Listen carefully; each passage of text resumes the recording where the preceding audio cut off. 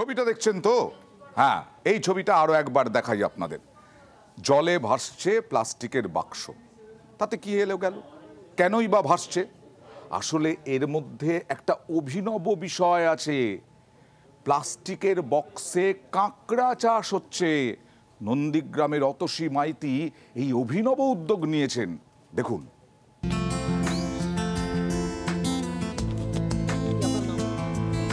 কাঁকড়া, সেই কাঁকড়াই চাষ হচ্ছে প্লাস্টিকের বক্সে, পুকুরে। নতুন প্রযুক্তিতে চাষ করছেন অতসী মাইতি। পূর্ব মেদিনীপুরের নন্দীগ্রাম, এখানকার চর কেন্দেমারির বাসিন্দা অতসী।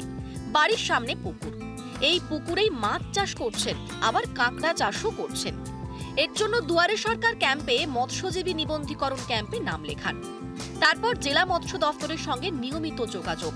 তাদের পরামর্শে নতুন প্রযুক্তিতে কাঁকড়া চাষ করছেন অতসী। এর নাম বক্স ক্র্যাব টেকনোলজি। প্রতিটি বাক্সে একটি করে কাঁকড়া থাকে, ফলে একে অপরকে আক্রমণ করতে পারে না। এই কারণে কাঁকড়ার মানও ভালো হয়, তাই চাহিদাও ভালো। এই কাঁকড়া চলে যাচ্ছে চীন, সিঙ্গাপুর, আমেরিকার বাজারেও। আমি কাঁকড়া চাষের রেজিস্ট্রেশনের ফর্ম আজকের হাতে পেলাম। আমি নিজস্ব পুকুরে কাঁকড়া চাষ এবং মাছের চাষ দুটোই করি। কেন্দেমারিতে আমাদের একজন মহিলা মাছ চাষি যে বাড়ির পুকুরে অত্যন্ত আধুনিক প্রযুক্তি বাক্সে কাঁকড়ার চাষ, ভাসমান বাক্সে কাঁকড়ার চাষ করছেন।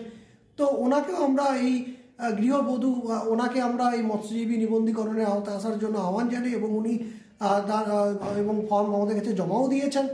এবং এই রকমভাবে আমরা অন্যান্য মহিলা, পুরুষ সবাইকে যাতে এই প্রকল্পভুক্ত করা যায়, যারা এই পেশার সাথে যুক্ত, সেই উদ্যোগ আমাদের মধ্যে রয়েছে।